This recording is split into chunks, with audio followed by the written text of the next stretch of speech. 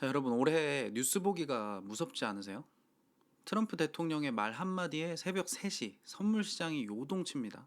어제는 중동에서 미사일이 날아가고 물가지표가 예상을 훌쩍 뛰어넘어요. 그리고 우리의 계좌는 마치 롤러코스터를 탄 것처럼 하루에도 몇 번씩 오르내립니다. 도대체 왜 이렇게까지 어지러운 걸까요? 왜 하필 지금 2026년이라는 이 시점에 세상은 이렇게 요란하게 흔들리고 있는 걸까요? 저는 이 질문에 대한 답을 뉴스도 경제학 교과서도 아닌 아주 오래된 시간의 지도, 사주 명리학에서 찾았는데요. 그리고 그 답을 확인하는 순간 저는 정말 소름이 돋았어요. 왜냐하면 2026년 병오년이라는 이 해의 이름 자체가 이미 모든 걸 예고하고 있었기 때문이에요. 지금부터 그 이야기를 시작해 보겠습니다. 오늘 이 영상 하나로 여러분은 뉴스를 보는 눈이 완전히 달라지실 거예요. 끝까지 함께 해주세요. 먼저 병오년이라는 이름부터 뜯어봐야 돼요. 사주 명리학에서는 매년 하늘의 기운을 나타내는 천간과 땅의 기운을 나타내는 지지, 이 두 글자가 짝을 이뤄서 그 해의 이름을 만들어요. 병오년. 여기서 병은 천간이고 오는 지지입니다. 그런데 이 두 글자를 오행으로 각각 풀어보면 정말 뜨겁습니다. 병은 하늘의 불, 그러니까 태양처럼 밝고 강렬하게 드러나는 화의 기운이에요. 그리고 오는 땅의 불, 한여름 정오의 태양처럼 가장 뜨겁게 타오르는 화의 기운입니다. 자, 상상해 보세요. 하늘도 불이고 땅도 불이에요. 위에도 타오르고 아래도 타오릅니다. 이게 무슨 뜻이냐면 병오년은 천간과 지지가 서로 다른 기운으로 균형을 잡아주는 게 아니라 완전히 같은 기운으로 증폭되는 아주 드문 해라는 겁니다. 명리학에서는 이런 구조를 간여지동, 그러니까 하늘과 땅이 한 몸처럼 같은 기운을 낸다고 표현해요. 견제하는 세력이 없다는 뜻이죠. 브레이크 없이 엑셀만 밟혀 있는 자동차 상상이 되세요? 그렇다면 여기서 궁금해지실 겁니다. 도대체 화라는 기운이 뭐길래 이렇게 세상을 흔드는 걸까요? 오행에서 화는 확장과 표현, 그리고 속도를 상징하는 기운이에요. 모기 씨앗에서 싹을 틔우는 조용한 성장이라면 화는 그 싹이 순식간에 꽃을 피우고 만개하는 폭발적인 순간입니다. 토가 모든 걸 품고 안정시키는 기운이고 금이 결실을 단단하게 걷어들이는 기운이고 수가 다시 씨앗으로 응축되는 기운이라면 화는 이 순환 전체에서 가장 가볍고 가장 빠르고 가장 변동성이 큰 구간이에요.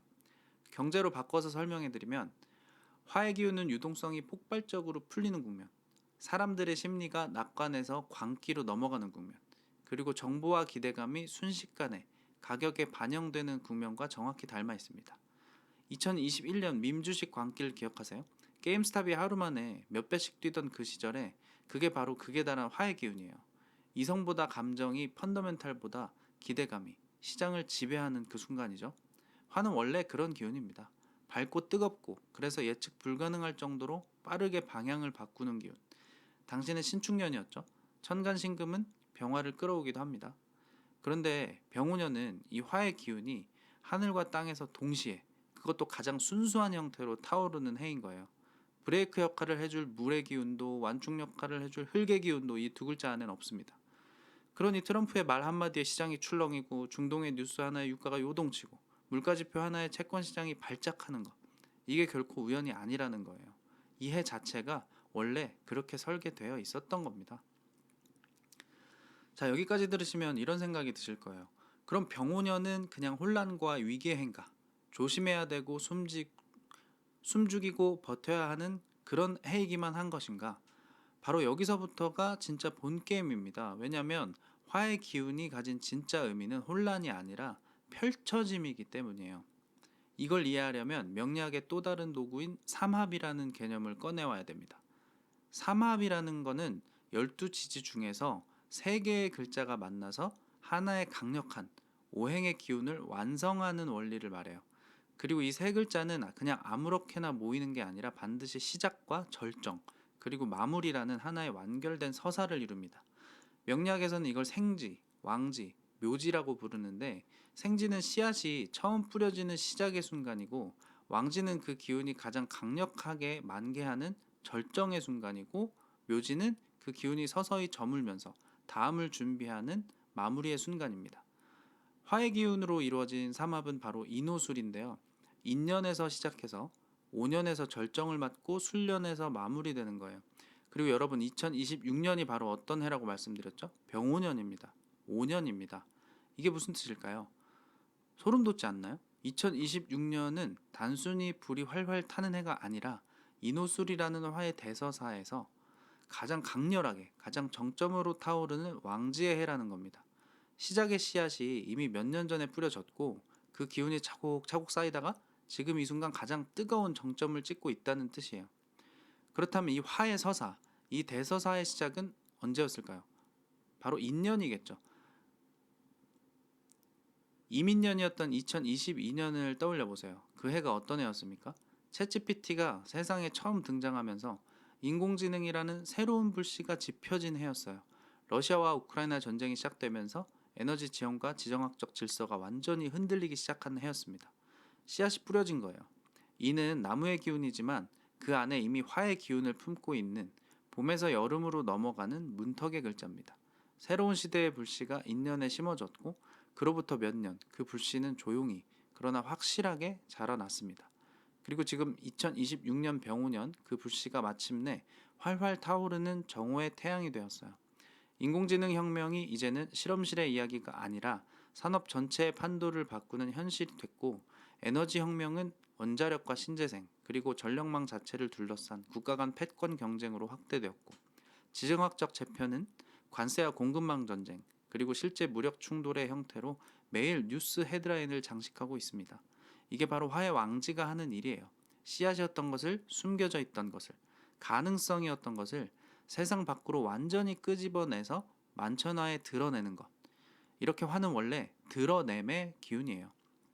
자, 이제 다시 처음의 질문으로 되돌아 볼게요. 트럼프의 정책 변덕, 전쟁의 확산, 끈질긴 물가 압력, 그리고 하루가 다르게 출렁이는 자본시장. 이 모든 현상들을 우리는 흔히 불확실성이라는 단어로 뭉뚱그려 두려워합니다. 하지만 명리학의 눈으로 보면 이건 불확실성이 아니라 오히려 그 반대예요. 이건 아주 확실한 하나의 메시지. 즉 지금 세상이 다음 시대로 넘어가는 가장 뜨거운 문턱을 통과하고 있다는 일관된 신호입니다. 생각해보세요.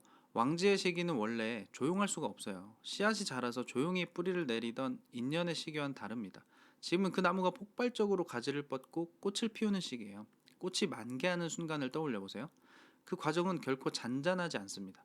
봉우리가 터지고 색이 폭발하고 향기가 사방으로 퍼져나가죠. 변동성이 크다는 건 역설적으로 그만큼 많은 것이 활성화되고 있다는 증거예요.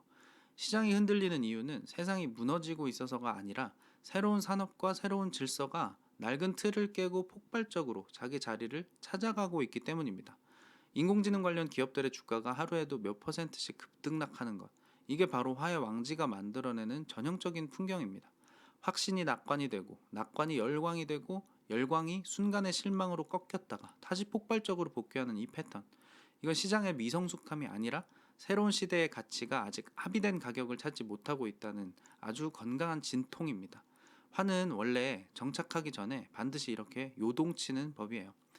그리고 여기서 정말 흥미로운 반전이 하나 더 있는데 왕지의 자리는 절정인 동시에 이미 다음 단계인 묘지, 그러니까 술의 기운을 준비하기 시작하는 자리이기도 합니다.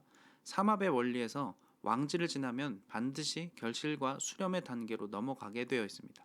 이건 무슨 뜻일까요? 지금 이 뜨거운 변동성의 시기, 이 화려하고 어지러운 시기가 언젠가는 반드시 정리되고 수렴되는 국면으로 이어진다는 뜻이죠. 지금의 혼란은 영원한 혼란이 아니라 다음 국면으로 넘어가기 위한 필연적인 통과 의례라는 겁니다. 폭발적으로 타오르는 불꽃 뒤에는 반드시 그 불이 남긴 흔적, 즉 결과물이 남습니다. 지금 벌어지고 있는 인공지능 혁명과 에너지 혁명, 지정학적 재편은 결국 몇 년 안에 새로운 산업 지형과 새로운 국제 질서라는 결실로 응축될 거예요. 정말 그렇지 않을까요? 우리는 지금 역사의 한 페이지가 가장 뜨겁게 쓰이는 순간을 실시간으로 목격하고 있는 겁니다. 다만 그 페이지가 너무 빨리, 너무 밝게 쓰이고 있어서 우리는 이 구속도를 따라가지 못하고 어지러움을 느끼는 것 뿐이에요. 자, 오늘 이야기를 정리해 볼게요. 2026년 병오년은 천간과 지지가 모두 화의 기운으로 이루어진 브레이크 없는 순수한 불의 해였습니다. 그래서 변동성이 그 어느 때보다 클 수밖에 없었던 거예요. 하지만 그 변동성은 그냥 혼돈이 아니라 인호술 삼합이라는 화의 대서사 안에서 정확히 왕지, 즉 절정의 자리에 위치한 아주 일관된 흐름의 결과였습니다. 인연에 뿌려진 인공지능과 에너지, 지정학의 씨앗이 지금 이 순간 가장 뜨겁게 만개하고 있는 것이고, 이 뜨거움은 조만간 수레 시기를 향해서 서서히 결실을 맺어갈 준비를 하고 있는 거예요. 그렇다면 이제 여러분께 여쭤보고 싶어요. 만약 당신의 포트폴리오가, 당신의 투자 심리가, 그리고 당신이 매일 마주하는 이 어지러운 뉴스들이 사실은 새로운 시대가 가장 뜨겁게 펼쳐지는 순간의 자연스러운 진통이라는 걸 알고 계셨다면 오늘 하루 조금은 담대하게 버티실 수 있지 않았을까요? 명리학은 미래를 단정적으로 맞추는 점술이 아니에요. 이 오래된 지혜가 우리에게 주는 진짜 선물은 지금 우리가 지나고 있는 이 시간이 전체 순환에서 어디쯤인지를 가늠하게 해주는 하나의 지도라는 사실입니다. 병원연의 뜨거움은 두려워할 대상이 아니라 우리가 지금 어떤 시대의 한복판을 지나고 있는지를 알려주는 아주 정직한 신호였던 거예요. 오래된 지혜와 현대의 경제가 결국 같은 이야기를 하고 있었다는 것. 오늘도 여러분과 이 소름 돋는 사실을 함께 확인할 수 있어서 정말 기쁘고요.